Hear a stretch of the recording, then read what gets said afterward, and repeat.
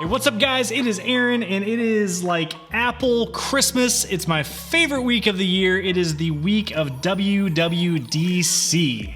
It's like Christmas in a lot of ways, and one that you get like so excited and you're so pumped and ready, and then inevitably you usually end up like just a little disappointed, but overall like pretty happy. But it's always like that one thing that you wish that you got but you didn't quite get. I also love WWDC week because it is a week where, yes, there's some software leaks, but in general, Apple does a really good job of keeping things pretty under wraps when it comes to this event. With other hardware events, you get other suppliers in the chain, and they can sometimes release information about, what the orders for screens are, or, you get pictures of leaks of handheld devices, and a lot of times it just kind of spoils and ruins the fun. With WWDC, you know that there's always going to be something that's going to surprise you, or, quite a few things typically in the software that we don't know about, that we're only going to find out until the day of the event. So that said, I'm going to tell you guys 3 things that I really hope happen for this WWDC, as well as one additional item that is rumored to happen that I don't actually think will. So the first thing that I really want to see happen at WWDC this year, and it's pretty obvious, especially for a lot of folks like me that are in the YouTube community, I want to see Pro apps on the iPad. Again, I know it's a bit obvious, but I really want to see Pro apps, specifically Final Cut Pro. Again, I do YouTube, I use Final Cut. I would love to see Final Cut Pro on an M1 iPad and see what that can do. Even with the existing A-series chips that have been on the iPads, we've been able to see for a long time what it's capable of through the app Lumafusion. If you haven't used Lumafusion in the past, it's a fantastic video editing app. I've used it for several of the videos on this channel.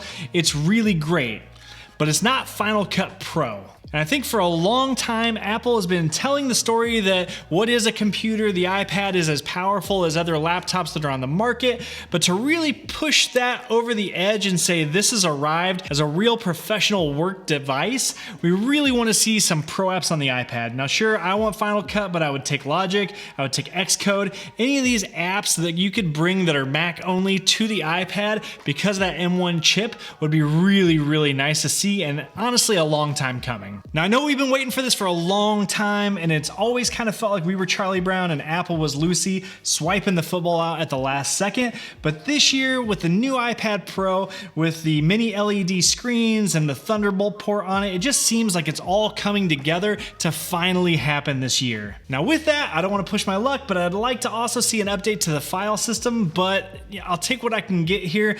I want to see Pro apps on the iPad. All right, number 2 thing I would love to see at WWDC this year would be the option to change the pointer on the iPad. Now, I know that this isn't a big deal, and I feel pretty weird complaining about something that we just got last year, but the round pointer device, I know it's supposed to represent a finger, and technically iPadOS is still a touch operating system, but there's a pointing device on it. Just give us the option to change that pointer to a more natural, normal looking triangular shaped pointer that we're used to seeing. Just make the change, make it happen. I think it'll help with bringing a lot of Pro users to using those Pro apps. I think you can be a lot more precise with the mouse than that round dot. It's not the end of the world if I don't get it, but personally it's my list. I would love to see the option to change the pointer in iPadOS. The number 3 thing I'd really love to see at WWDC this year is shortcuts on the Mac. Shortcuts on iOS has been absolutely amazing. I do all kinds of automations on my iOS and iPadOS devices, and all that automation on the iOS devices is great. We've had automation on the Mac for a long time, but it's been since 2016 since Sal Sakoyan left Apple, and he was the product manager of automation technologies on the Mac. He headed up the teams that did a lot of different softwares like Apple Scripts, Services, the Terminal, Configurator, and Automator, which is kind of what Shortcuts was based on in the first place. Since 2016, Apple's just kind of left it out to dry, and now I think it's time, with all the changes that they made to macOS to make it more similar to iPadOS, let's just get shortcuts on the Mac and bring the whole thing together. So those are the 3 things that I really personally want to see happen this year at WWDC 2021. Now there is one thing that's been rumored to happen, but I don't think it's going to happen just yet. and that is a more affordable Apple external monitor. It's not hard to look at that new 24-inch iMac and feel a lot of monitor envy. Apple does consumer level monitors better than anyone in the business, in my opinion. And I know the Pro Display XDR is just phenomenal. It's an incredible, really affordable monitor. And I know that sounds crazy because it's so expensive, but when you compare it to some of the other really high-end monitors on the market that it directly competes with in features, it's a steal.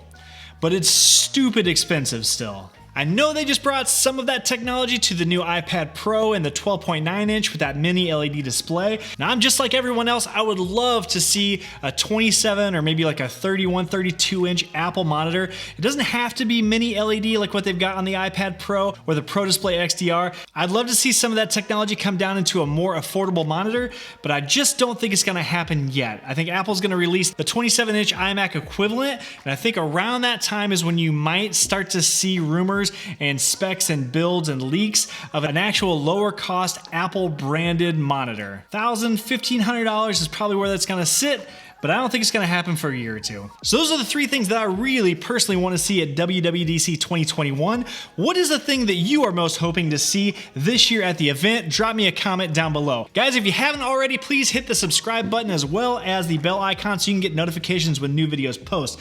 If you like this video, give me a thumbs up. If you don't, leave me a thumbs down. Either way, I'd just love to know what you think of it. Thanks for watching.